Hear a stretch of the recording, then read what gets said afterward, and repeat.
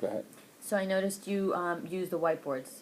Would you go back and redo something with the mixed numbers and the Yeah, whiteboards be smaller? right. What I'll do is, I'm sorry to interrupt you, but what I'll do is, I will throughout lessons just repeat this so that I'm making sure that they did understand it. And from the exit tickets, it seemed like they did anyhow. I got a sense from the exit tickets that they did understand it. Like I said, I wasn't worried that they didn't get it. I was more concerned that in terms of time, it took longer than I wanted to. Other than that, I thought it was a pretty good lesson. You brought up the topic of the exit tickets. So I noticed at the end of the lesson, you do the exit tickets, you Yes. collect them. How and when do you? So my question to you is, how often do you review the exit tickets, and when do you give them back to the students, Okay. if you give them back? Yeah, so you definitely give them back. They get it back the next day. And basically that day, what I do is, so that they grade it, so they get check, check plus, check minus. And the kids that get check minus, they already know. We have a routine where automatically when we do our intervention block, they go to the carpet. They're called, their name's called, they go to the carpet. The other kids are working independently, and I go over the test with those kids who got a check minus, be it 1, be it 5. Okay. It sounds like you really have good routines set in place, and the intervention block is definitely working as far as reviewing the exit tickets. During your lesson, I heard you state your learning objective, and it's clearly stated here. However, I didn't see it posted anywhere. Yeah, I don't post it. Okay. Is there a reason? No, I basically, I do tell them what the lesson's going to be about. And even in the wrap-up, we talk about what the lesson was about, and we always talk about what they learned, and we discuss that. They discuss that.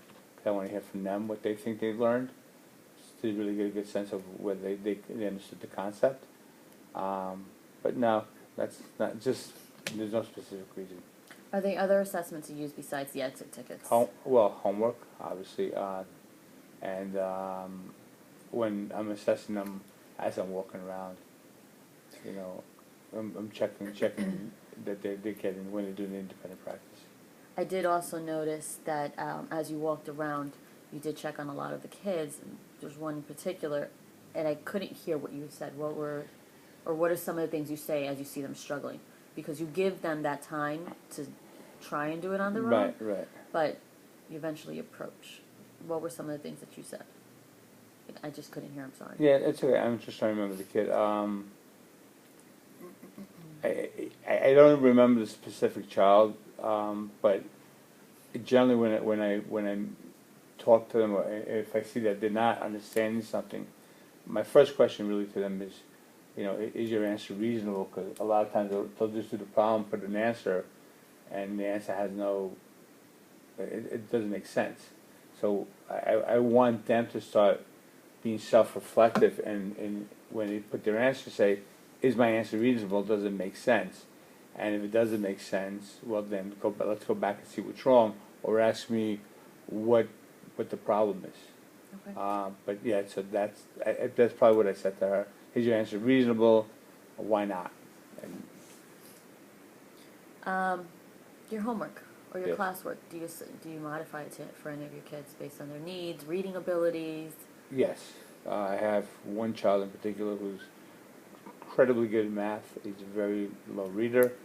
So what I will do is, I don't know that I changed the lesson or change the No, but do you modify it? Like if you have maybe 4 problems you want them to work on, do you say, listen, only do 2, No. or you don't partner them? No, or what I will do is, a lot of times with him I partner him up.